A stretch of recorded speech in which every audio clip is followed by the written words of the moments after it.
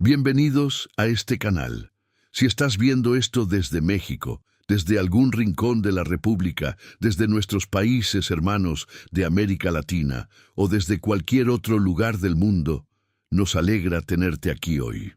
Este es uno de los casos más perturbadores, más complejos y más mal investigados que ha producido la historia criminal moderna de México. Un caso que durante años mantuvo en vilo a millones de personas, que puso en evidencia los prejuicios del sistema, las fallas institucionales y la fragilidad de quienes viven solos en las grandes ciudades. Antes de continuar, te pedimos que dejes en los comentarios desde dónde estás viendo esto y qué hora es exactamente donde estás en este momento. Eso nos importa. Ahora sí, apaga la luz y presta atención. Era la mañana del 25 de enero de 2006, en la colonia Moctezuma, en el oriente de la Ciudad de México. Un joven estudiante, identificado en los registros periodísticos únicamente como Joel, rentaba un cuarto en la casa de una mujer mayor. Esa mañana había salido temprano y regresó cerca del mediodía. Al subir las escaleras del edificio notó algo que no estaba bien. La puerta del departamento de su arrendadora estaba entreabierta. Empujó la puerta. Entró. Lo que encontró dentro de ese cuarto cambiaría para siempre la historia del crimen en México. Ana María de los Reyes Alfaro, de 82 años de edad, yacía estrangulada en el piso de su propio hogar. Y al fondo de ese mismo espacio, una figura de complexión robusta caminaba lentamente hacia la salida, como si no tuviera prisa. Joel salió corriendo a la calle. Empezó a gritar. Dos policías del sector Balbuena, que patrullaban la zona, lo escucharon. Lo que siguió fue una persecución breve y caótica por las calles del oriente de la ciudad, en la que la mujer corría en sentido contrario al tráfico, como si conociera el barrio, como si hubiera trazado una ruta de escape, pero no llegó lejos. Fue detenida a 2 cuadras de la escena. Tenía 48 años. Se llamaba Juana Barraza Samperio. Y en las bolsas de plástico que cargaba había un estetoscopio, formularios del programa gubernamental Sí Vale y una credencial que la identificaba como trabajadora social. Con esa captura, México descubrió que el asesino, al que la prensa llamaba el Mataviejitas, al que criminólogos y autoridades describían como un hombre de mediana edad, metódico y calculador, no era ningún hombre, era una mujer, y llevaba años operando frente a todos. Para entender este caso en toda su profundidad, hay que retroceder varias décadas. Hay que ir a Epazoyucan, Hidalgo, una pequeña localidad rural enclavada al norte de la Ciudad de México, donde el 27 de diciembre de 1957 nació Juana Dayanara Barraza Samperio. Sus padres, Trinidad Barraza Ávila y Justa Samperio, nunca formalizaron su unión. Vivieron juntos durante algunos años y luego se separaron. Desde el principio, la infancia de Juana estuvo marcada por la escasez, la violencia doméstica y el abandono. Según los registros disponibles y los perfiles criminológicos elaborados posteriormente, su madre, Justa, era alcohólica y ejercía violencia física y verbal de forma cotidiana sobre sus hijos. Juana no tuvo acceso regular a la escuela. Las labores del hogar, el cuidado de sus hermanos menores y la supervivencia diaria consumían todo su tiempo. Según el análisis publicado en 2015 por los investigadores Tonatiu Suárez Meaney y Luis Chías Becerril en la revista Archivos de Criminología, Seguridad Privada y Criminalística, Juana Barraza aprendió a leer y a escribir en edad adulta cuando sus propios hijos le enseñaron los rudimentos básicos. No hay un registro escolar de su infancia que contradiga ese dato. Hay un episodio en particular que aparece en prácticamente todas las fuentes que documentaron la vida de Juana Barraza y que ella misma reconoció ante el tribunal durante su juicio en 2008. Siendo aún adolescente, su madre la llevó a una reunión social. En algún momento de esa noche, Justa Samperio accedió a que un hombre se llevara a su hija. La transacción que los documentos y testimonios refieren es perturbadora en su banalidad. 3 cervezas. Eso fue lo que se pagó. Juana quedó embarazada a consecuencia de ese episodio. En el tribunal, años después, la propia acusada explicó con pocas palabras lo que ese hecho significó en su historia. Dijo que odiaba a las señoras porque su madre la maltrató, la golpeó y siempre la maldijo. Dijo que un día su madre la regaló con un señor mayor y que fue abusada. Y agregó: «Ya lo hice. Sé que no merezco perdón ni de Dios ni de nadie». Esa fue su declaración ante el juez. No como intento de exculparse, sino como una explicación que nadie, según sus palabras, le había pedido antes. El hijo que nació de ese episodio, José Enrique Lugo Barraza, fue el mayor de los 4 hijos que Juana tuvo en su vida. Fue asesinado a golpes por una pandilla en plena vía pública cuando tenía 24 años. Los especialistas en criminología que analizaron el perfil de Barraza después de su captura señalaron esa cadena de pérdidas y agresiones como el sustrato sobre el que se construyó su conducta posterior. No como justificación, insisten los registros. Como contexto, en la Ciudad de México, a la que Juana Barraza llegó en algún punto de su vida adulta, su existencia seguía siendo precaria. Según el análisis criminológico de Chías Becerril, trabajaba en el comercio informal, vendiendo calcetines, palomitas de maíz y otros productos en las inmediaciones de las arenas de lucha libre. Ganaba entre 200 y 300 pesos a la semana. Había tenido 2 parejas sentimentales, ambas con problemas de alcoholismo según los registros disponibles. Tuvo 4 hijos en total. Y en algún momento de esa vida marginal, encontró en el mundo de la lucha libre un espacio que le daba algo que el resto de su existencia no le ofrecía: identidad, pertenencia y un nombre propio. Ese nombre era la Dama del Silencio. Durante años, la versión oficial y la narrativa mediática del caso incluyeron como dato central que Juana Barraza había sido luchadora profesional, que había competido en rings bajo el personaje de la Dama del Silencio, que una lesión en la columna vertebral la había obligado a retirarse y que esa retirada había abierto una puerta hacia la violencia. Esa versión llegó incluso a ser incorporada en documentos institucionales y declaraciones de funcionarios. Sin embargo, el documental La Dama del Silencio, el caso Mataviejitas, producido por Netflix en 2023 y dirigido por la cineasta María José Cuevas, realizó un trabajo de investigación que llegó a una conclusión diferente. El equipo del documental visitó la Arena San Juan y otras instalaciones donde supuestamente Juana había luchado. Entrevistó a personas del ambiente que la conocieron. El resultado fue unánime. Juana Barraza nunca fue luchadora profesional. Era una aficionada. Le gustaba el ambiente.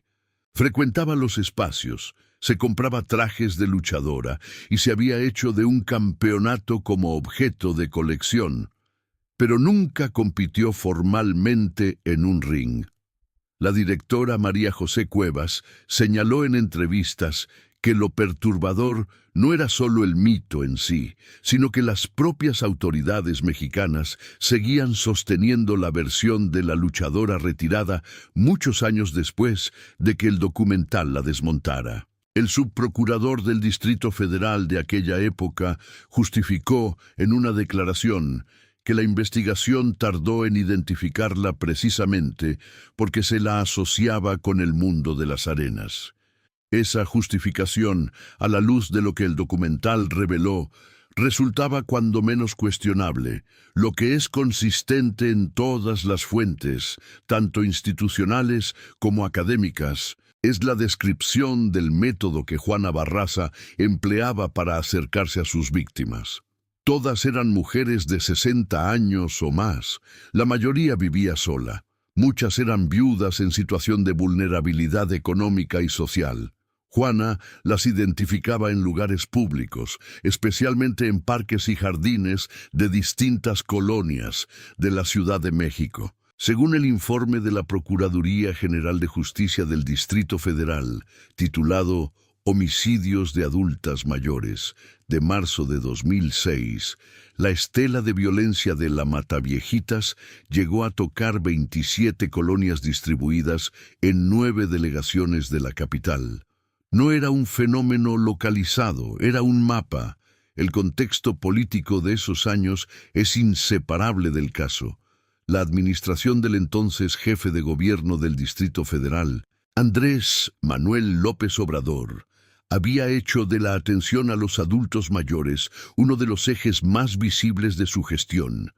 Existía un programa de apoyo económico mensual para personas de la tercera edad, instrumentado mediante una tarjeta de beneficios.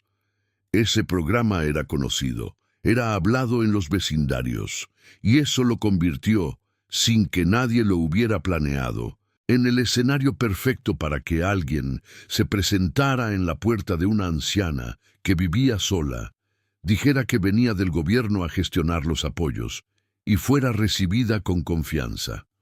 Juana Barraza llegaba bien vestida. Llevaba un estetoscopio como parte de su presentación, portaba documentos que parecían oficiales y escuchaba. Los registros y testimonios señalan que en esos primeros minutos dentro del domicilio, Juana era calmada, atenta. Una vez ganada la confianza, una vez que la anciana estaba desprevenida, la situación cambiaba de forma abrupta. El método de homicidio era la estrangulación.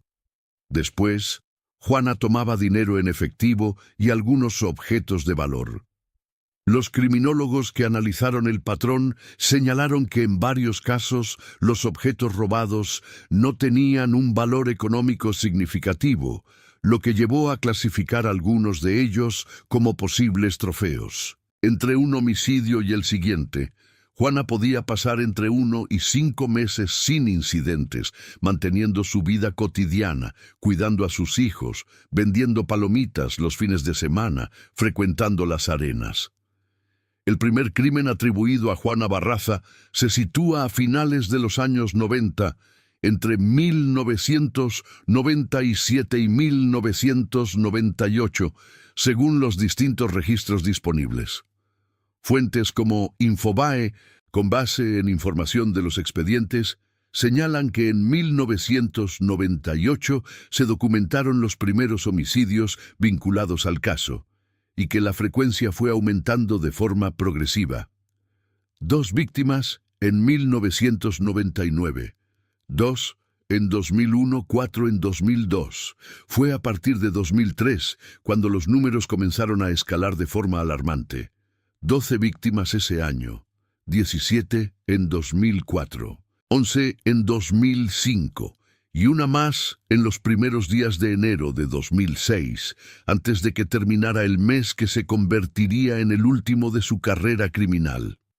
La cronología es perturbadora no solo por los números, sino por lo que implica en términos de tiempo transcurrido. Entre el primer crimen atribuido y la captura pasaron aproximadamente 8 años. Durante esos 8 años, los homicidios de mujeres de la tercera edad en la capital se registraron de forma fragmentada, desconectada. Las distintas delegaciones y unidades policiales no cruzaban información de manera sistemática. Cuando la prensa comenzó a vincular los casos y a señalar un posible patrón, las autoridades tardaron en responder. Según los registros periodísticos de la época, el gobierno local llegó a calificar las advertencias de la prensa como sensacionalismo mediático, hasta bien entrado el verano de 2005. Para ese entonces, las estimaciones sobre el número de víctimas ya superaban las 20.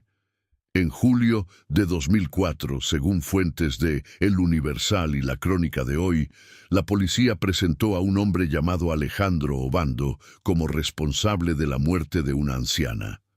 Semanas después, lo descartaron. En septiembre de ese mismo año, fue detenido otro hombre, Jorge Mario Tablas, señalado públicamente como el posible mataviejitas. Tablas fue presentado ante los medios.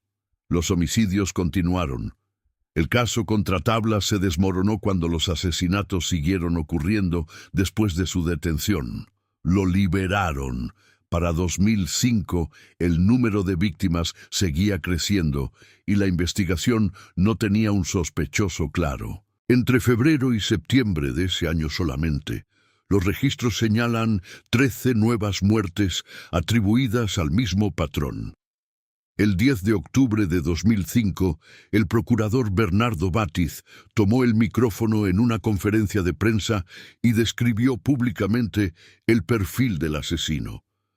Dijo que se trataba de alguien con una mente brillante, muy hábil y precavido, alguien que lograba ganarse la confianza de sus víctimas antes de actuar. Ese perfil era, en varios aspectos, correcto. Lo que no era correcto era el género. El perfil señalaba a un hombre, y esa premisa, sostenida durante años, había guiado los operativos hacia direcciones equivocadas. La policía capitalina había llegado incluso a realizar redadas sobre la comunidad travesti de la ciudad, bajo la teoría de que el responsable podía ser una persona transgénero. La base de esa hipótesis era que los testigos describían a alguien de apariencia masculina, de manos grandes y complexión fuerte. Los operativos no produjeron resultados, y los crímenes continuaron. En noviembre de 2005, la oficial Patricia Payán, de la Unidad 17 de Homicidios, construyó un busto tridimensional de plastilina a partir de la síntesis de más de 15 retratos hablados acumulados durante años de investigación. El busto fue presentado en conferencia de prensa. Mostraba a una persona de complexión robusta, cabello teñido de rubio, rasgos toscos, con un suéter rojo. Las autoridades presentaron ese modelo como una herramienta clave en la búsqueda del asesino. Años después, el análisis académico publicado por la investigadora Susana Vargas Cervantes en la revista Cielo en 2024 reveló un detalle que los medios y las autoridades habían ignorado en su momento. Juana Barraza había sido entrevistada en Televisión Nacional durante ese mismo período, en su calidad de aficionada conocida en el ambiente de la lucha libre. Y en esa entrevista aparecía usando un suéter del mismo color rojo que el busto de plastilina. Nadie conectó esos puntos mientras ella seguía libre. Después de su captura, los medios elogiaron el parecido entre el busto y la detenida como una prueba del éxito del trabajo forense. Pero la captura, como señalan con claridad los análisis criminológicos, no fue producto de ese trabajo. Fue, en gran medida, una cuestión de azar. El 16 de enero de 2006, apenas 9 días antes de la captura, la Procuraduría General de Justicia del Distrito Federal dio a conocer públicamente que la estela de la Mataviejitas había alcanzado 27 colonias en 9 delegaciones de la ciudad. Era una cifra que hacía imposible seguir hablando de casos aislados. Era un mapa de horror distribuido por toda la capital, y aún así, la identidad del responsable seguía siendo un misterio oficial. 9 días después, el estudiante Joel regresó a su cuarto de renta en la colonia Moctezuma y encontró a su arrendadora estrangulada en el piso. Juana Barraza fue capturada 2 cuadras más adelante. Cuando los policías la revisaron y encontraron el estetoscopio, los formularios y la credencial falsa, los propios agentes tardaron un momento en comprender lo que tenían frente a ellos. Según los relatos de la época, El procurador Joel Ortega llegó al lugar en cuestión de minutos. Ante las cámaras, anunció la captura. Cuando los reporteros preguntaron el nombre de la detenida y quedó claro que era una mujer, el país entero se detuvo. No porque fuera imposible, sino porque nadie lo había contemplado en serio. En la rueda de prensa que siguió, las autoridades colocaron a Juana Barraza junto al busto de plastilina de Patricia Payán. Los medios señalaron el parecido. Los funcionarios lo presentaron como evidencia del rigor de la investigación.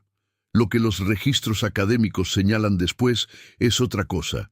Juana Barraza no fue identificada gracias al perfil ni al busto. Fue capturada porque un testigo la vio salir de la escena del crimen en el momento en que otro testigo regresaba a casa. No hubo inteligencia criminal que la identificara. Hubo un accidente de agenda. En las horas siguientes a su detención, Juana Barraza fue sometida a análisis forenses, entrevistas psicológicas y una serie de evaluaciones que en los días y semanas posteriores comenzaron a construir el perfil más detallado que se había elaborado sobre una asesina serial en México. La psicóloga Feggy Ostrowski, quien le realizó exámenes psicométricos después de su arresto, documentó que Juana Barraza presentaba dificultades severas para expresar y gestionar la rabia acumulada, con una tendencia a manifestarla en dos extremos, la represión total o la explosión sin control. Los análisis también encontraron rasgos que los especialistas clasificaron como psicopáticos en el sentido técnico del término: baja resonancia emocional ante el daño causado, capacidad de racionalizar los propios actos y ausencia visible de culpa en el momento posterior a los hechos. La investigadora Vargas Cervantes, en su libro The Little Old Lady Killer, publicado por NYU Press en 2019, documentó que las autoridades llegaron a la conclusión de que Juana Barraza consideraba que sus acciones eran de alguna manera una forma de servicio, que al atacar a mujeres mayores a quienes asociaba con la figura de su madre, estaba haciendo algo que desde su propia lógica tenía un sentido. Esa asociación no fue confirmada por la propia Barraza en términos explícitos ante los medios, pero los perfiles criminológicos la retoman de forma consistente como parte del contexto motivacional. No como certeza, sino como la hipótesis más sostenida por la evidencia disponible. En su declaración inicial, Juana reconoció haber estrangulado a Ana María de los Reyes Alfaro. Dijo que había ocurrido después de una disputa sobre el pago de sus servicios como empleada doméstica. Dijo también que era culpable de 3 crímenes más. Después se desdijo en parte y terminó reconociendo solo el caso de Ana María. El peso de la evidencia forense, sin embargo, era difícil de ignorar. Las huellas dactilares de Juana Barraza fueron encontradas en las escenas de al menos 10 de los aproximadamente 40 homicidios atribuidos al caso. En algunos domicilios, sus huellas aparecieron en superficies específicas, como una radiografía que había sido movida durante el registro de la habitación. En otros, los testigos que habían sobrevivido al intento de acercamiento o que habían visto a la mujer en los alrededores de las víctimas la identificaron después de la captura. La coincidencia entre el busto de plastilina y la detenida fue presentada como prueba de la efectividad del trabajo, pero la huella dactilar fue la evidencia que realmente sostuvo los cargos. El juicio de Juana Barraza Samperio comenzó a principios de 2008. La Procuraduría General de Justicia del Distrito Federal acusó formalmente a la detenida de hasta 40 homicidios. La defensa argumentó que las pruebas directas solo alcanzaban para sostener un número mucho menor de cargos. El debate procesal sobre cuántos casos podían ser atribuidos, más allá de toda duda razonable, se extendió durante meses. El 31 de marzo de 2008, el Juzgado 67 Penal del Reclusorio Femenil de Santa Marta, Acatitla, emitió su veredicto. Juana Barraza fue declarada culpable de 16 homicidios calificados y 12 robos con violencia. La sentencia, 759 años de prisión. Ese número recorrió las primeras planas de todo México y buena parte del mundo, pero había un matiz que los titulares no siempre incluían. En el sistema penitenciario mexicano, las penas se cumplen de forma concurrente, y la ley establece un máximo de 60 años de prisión efectiva independientemente de la sentencia acumulada. En términos prácticos, si Juana Barraza cumpliera toda la pena máxima, alcanzaría los 98 años antes de una eventual liberación. Lo que sucedió inmediatamente después de la sentencia también forma parte de este caso. Las autoridades de la Ciudad de México cerraron oficialmente la investigación de la Mataviejitas después del arresto de Barraza. Eso significó que más de 30 expedientes relacionados con homicidios que seguían el mismo patrón quedaron archivados sin una atribución definitiva ni una investigación completa. Si todos esos casos correspondían a la misma autora, si alguno de ellos tenía un responsable distinto que nunca fue identificado, si hubo imitadores aprovechando el clima de impunidad, son preguntas que el sistema decidió no responder. Juana Barraza mencionó en algunas declaraciones a posibles cómplices, entre ellos un taxista apodado El Frijol y otro individuo cuyo nombre los registros no confirmaron de forma oficial. Esas líneas nunca fueron formalmente desarrolladas ni cerradas. El caso tampoco terminó limpiamente para todos los involucrados. Hay 2 detenciones anteriores que el expediente oficial no puede borrar. Alejandro Obando fue presentado en julio de 2004 como sospechoso y después descartado. Jorge Mario Tablas fue detenido en septiembre de ese mismo año con un estetoscopio, una peluca rubia y una Biblia con un pasaje subrayado. Fue condenado con esas evidencias, en el contexto de una investigación que la presión política y mediática había vuelto desesperada. Con Tablas preso, los homicidios continuaron. La inocencia era evidente, pero el proceso tardó. Y hubo una tercera detención que el documental de Netflix documentó con particular cuidado. Araceli Vázquez García, detenida el 1 de abril de 2004, fue presentada ante los medios como la responsable de los asesinatos de las ancianas. Fue un momento que la prensa reprodujo ampliamente. Araceli reconoció haber cometido un robo. Negó los homicidios que se le imputaban. Los homicidios continuaron mientras ella estaba detenida. Sin embargo, según el documental dirigido por María José Cuevas, Araceli Vázquez seguía en prisión en 2023, condenada por crímenes que el propio expediente oficial atribuyó posteriormente a otra persona. La realizadora del documental lo resumió en términos que quedaron documentados en entrevistas. En México se detiene para investigar. No al revés. La Ciudad de México del período entre 2003 y 2006 era una ciudad bajo una presión política particular. El enfrentamiento entre el gobierno local, del Distrito Federal y el gobierno federal creaba un contexto en el que ninguna de las dos partes quería asumir la responsabilidad de resolver el caso. Esa tensión, según los análisis de la época citados en fuentes como Infobae y La Crónica de Hoy, contribuyó a que las investigaciones avanzaran de forma errática, con declaraciones contradictorias, hipótesis que cambiaban según el día y detenciones que respondían más a la necesidad de cerrar el expediente que a la solidez de la evidencia. Cuando el caso fue resuelto, ambas partes reclamaron el mérito. Ninguna asumió la responsabilidad por los años de inacción. Juana Barraza Samperio cumple su condena en el Centro Femenil de Reinserción Social Santa Marta Acatitla, en la Ciudad de México.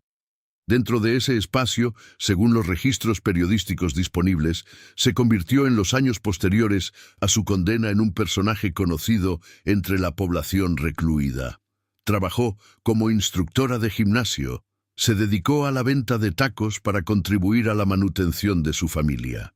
En julio de 2015, según información de la Subsecretaría del Sistema Penitenciario del Distrito Federal, contrajo matrimonio en una ceremonia colectiva organizada dentro del penal con un hombre de 40 años.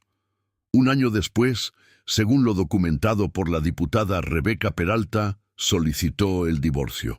En entrevistas posteriores, concedidas desde prisión, Juana Barraza ha insistido en que fue condenada injustamente por homicidios que no cometió. En una entrevista con la conductora Yolanda Andrade, difundida por Unicable, declaró que la condena era excesiva y que no era responsable de todos los casos que se le imputaron.